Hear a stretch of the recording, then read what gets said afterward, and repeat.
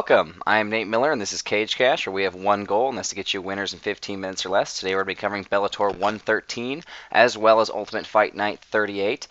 Just one bet on Ultimate Fight Night 38, but we will be covering the entire Bellator card. Before we get into that, news from our sponsor, the Mod Cabin. This Thursday, March 20th at 6:30 p.m. Pacific Standard Time, we will be holding that trivia quiz drawings for random MMA questions. Winners will win Mod Cabin products, so follow the Cage Cash Twitter handle for that. Our other sponsor, Countermove Fantasy MMA. Last week's winner was My Little Pony, 524 points, which is actually very impressive. That's probably the most points we've ever had in our private game, so good job, My Little Pony.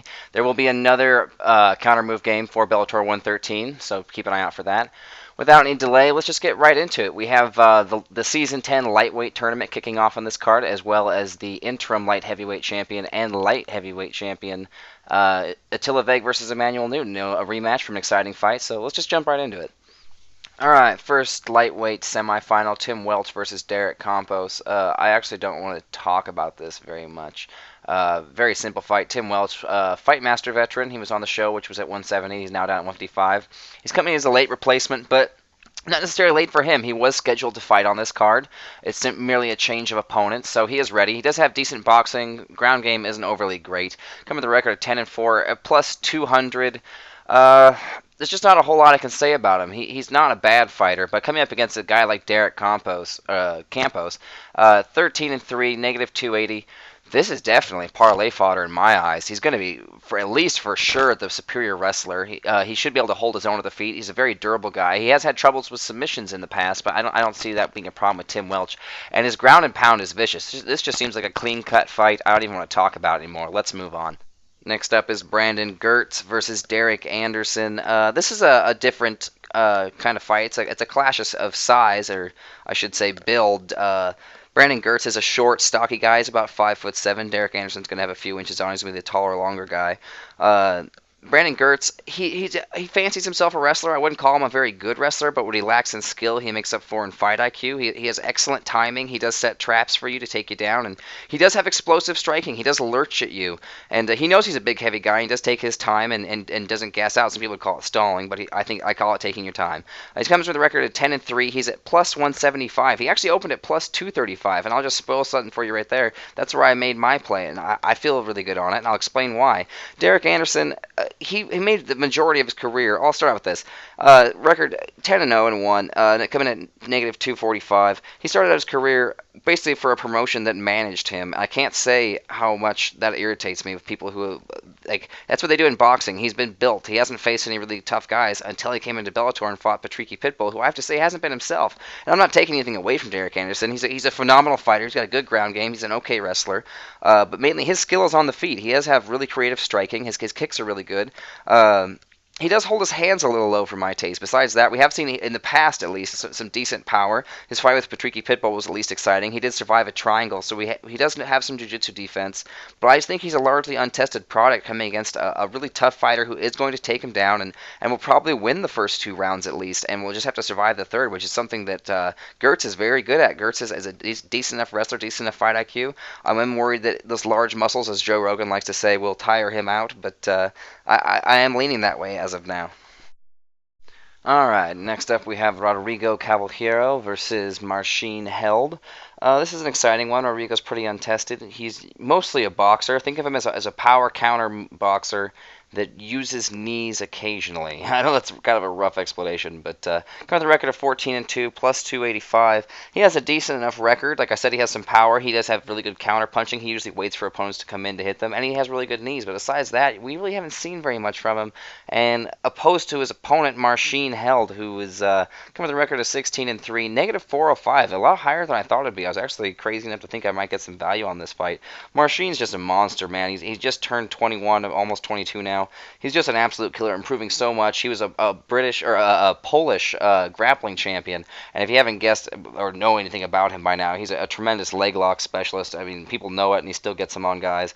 And the crazy part is his striking is coming along. He hits like a truck, and he has very diverse striking. He just throws spin kicks and all these kind of crazy stuff, and his power, like I said, his power is coming along. But yeah, I think easy win for Marcin Held, but the price is a little steep. And now on to the co-main event of the evening, Patricky Pitbull versus David the Caveman Rickles. Starting with Patricky Pitbull, obviously the older brother of Patricio Pitbull, who's about to get a featherweight title shot here in a bit. Patricky put on some very exciting fights early on, I will say that. His fight with Lloyd Woodard is epic, but ever since Lloyd Woodard snapped his arm in that Kimura, and then he took that little bit of time off and came back and got head kick KO'd by Eddie Alvarez, he's just not looked the same. His cardio is not the same. His power has not been the same. He's just not the same guy. I mean, I wish he was, but Tricky Pitbull comes with a record 11-5, plus 150. I am stunned at plus 150. I thought he would be so much less. The only advantage I give him in this fight is that he is aggressive in the first round, whereas his opponent, David the Caveman Rickles, gets more and more and more aggressive as the fight goes on. Coming with the record of 15-2, negative 170, which I can't believe. I actually think it's going to go up here in a bit. He's not the greatest wrestler, not the greatest fighter, but he's just resilient and persistent is how I'll say it. Like I said, I give Patricky the first round advantage. Patricky's very aggressive early on, and he's very fast, where I'd say Rickles is a little slower. And he is a slow starter. He doesn't come out very hard in the first round, but he does keep coming. David Rickles has amazing cardio. Don't let that Michael Chandler knockout fool you. He has one of the best chins at 155 right now. He can take a punch like none other and dish him out.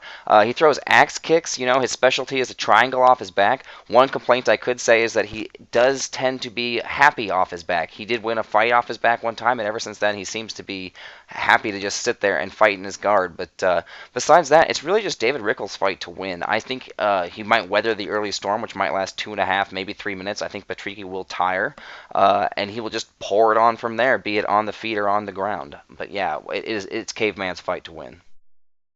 And now our main event of the evening, a rematch, the light heavyweight unification bout, Emmanuel Newton versus Attila Veg. This is interesting. If you've seen the first fight, it was really close, but I did score it for Emmanuel Newton. We'll get that right out of the way right now.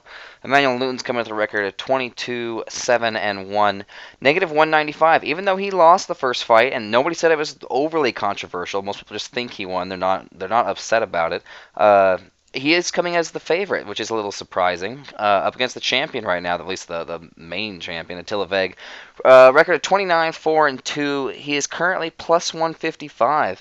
I'm just previewing this fight. You can just throw the gambling odds out the window. I know a lot of smart people are on Emmanuel Newton, and if I was going to bet this fight too, I would go for Emmanuel Newton. I'd parlay him with maybe a few other options, but this is just one I'm going to sit back and watch as a fan and see how it goes.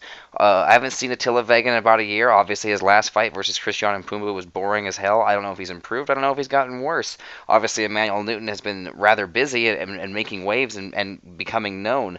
But this is just a fight with a lot of unknowns and a lot of what-ifs. And if you have seen the first fight, it was a very questionable decision in a 3-round fight. I give Emmanuel Newton the advantage in a 5-round fight, but I'm leaving this one alone personally. Moving on to our UFC portion of the show, we're going to be covering UFN 38, Shogun versus Henderson 2. Super pumped about that fight. Rematch of the greatest fight of all time, MMA history.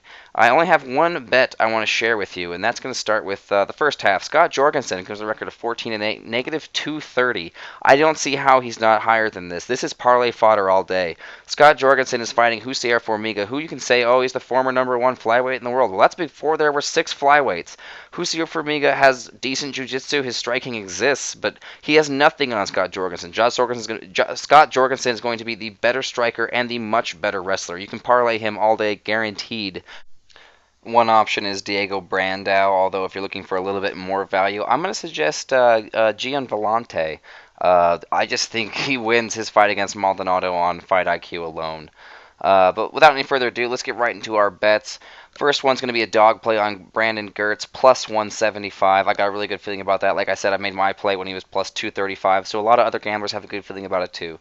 Next up, Campos and Rickles at plus 107. I just think there's no way either of those guys lose their fight. For UFC, we have Jorgensen and Vellante plus 150. Again, I just don't see either way either of those guys lose their fight. As far as our small play, big pay parlay goes, we're actually not going to have one this week. It's not exactly one of those cards with a lot of big value laying around where we can throw down $5 and potentially win 200 or 300.